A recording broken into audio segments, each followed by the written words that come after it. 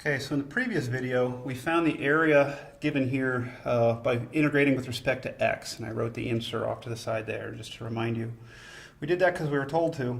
What we're told to do in the second part, what we'll do in this video, is find that same area, but by integrating with respect to y. Okay, so let me start with my formula. Area equals limits of integration c and d, just to kind of show that we're doing something with respect to y rather than x. We had a, b there. Most importantly, though, my functions on the inside are going to be functions of y, and we're integrating with respect to y. So I see that as my formula. As I mentioned, most important aspect here is that on the inside you have functions of y.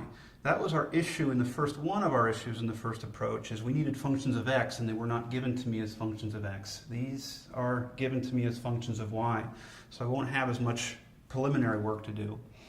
Okay, so in order to use this formula then, f of y needs to be the rightmost function and g of y needs to be the leftmost function. Similar to when we did it with respect to x, we had to worry about a top and a bottom. This is actually exactly the same line of reasoning here if you were to take this Cartesian plane and look at it cockeyed. This is looking at things with respect to y, so the top is this parabola. That's the rightmost if you're looking at it this way. If I'm looking at it this way, the bottom is that straight line. That's what we mean by the leftmost. Okay, so if I'm going to integrate with respect to y, and I'm going to look at it this way, here's the key. I'm trying to build up the suspense for this one. If I'm looking at it this way, the top is always the parabola. The bottom is always the straight line. In the previous attempt we had to break it apart because the tops and the bottoms changed depending on where I was. You might remember I even color-coded the different areas that were created. Here, if I'm doing it with respect to y, any representative rectangle that I draw has the same curve on the top and the same curve on the bottom no matter where I am. That's huge. Okay, so that means I can get into this area with just one integral. This equals the integral. Okay, now in terms of the limits of integration, c, the lower limit of integration, is just the lowest y value that you would have. So again, if I'm looking at it this way, my lowest y value is right here, -3. Even if you're looking at it right side up, the smallest y value that you have is -3. And the upper limit of integration is the highest y value that you have. That's up here. That's the 2. So I have my limits of integration, -3 to 2.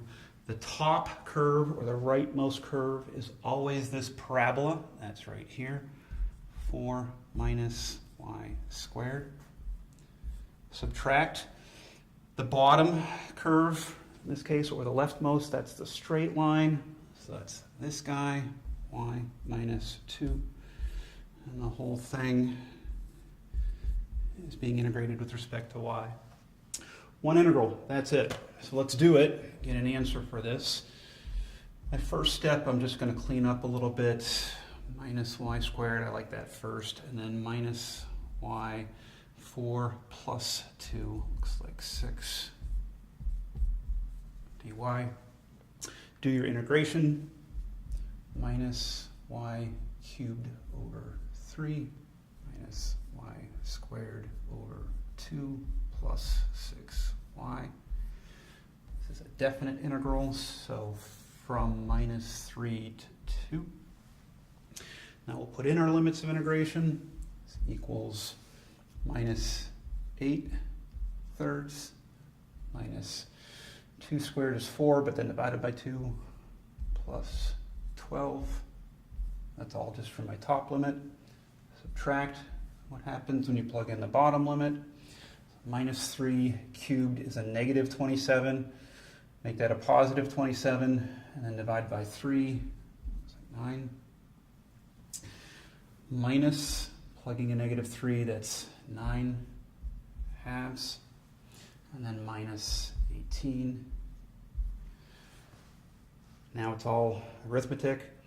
You can grab a calculator for this or find common denominators and combine them. I have already calculated this. It's 125/6. I don't want you to think I'm cheating here. It's not a coincidence that those are the same values, okay? But instead of sneaking a peek up here, if you do this arithmetic or grind it through a calculator, you should agree with that. You should confirm.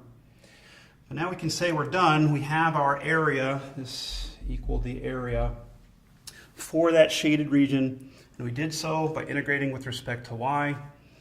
And the next thing they wanted us to do was to compare the results. I've already kind of commented on that, is of course they're the same. Okay? That area is what it is no matter how you find it. So 125/6. And then they also asked us to decide which method was simpler. So I could leave that to you to decide, but I hope you'd agree with me that this went pretty smoothly. If you remember the previous video, my board was full and I was even sweating at the end. It was a lot more work. Okay, so this was the simpler method. But then the last thing they ask us is, will that always be the case? Will this approach always be the simpler method? I hope you're realizing that the answer is no. It depends on the situation. The reason why it was simpler in this case is back to the drawing, that whole issue of top and bottom.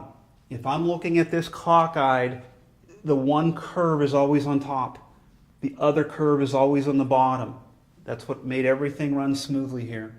If I'm looking at the same drawing right side up, that's what we did in our previous video. There was that change of top and bottom. When you got over here, there's a different top and a bottom. So there's a lot more work. So which method is simpler will depend on the situation. And in any situation, just try to decide which has the fewest changes in tops versus bottoms of your curves, okay?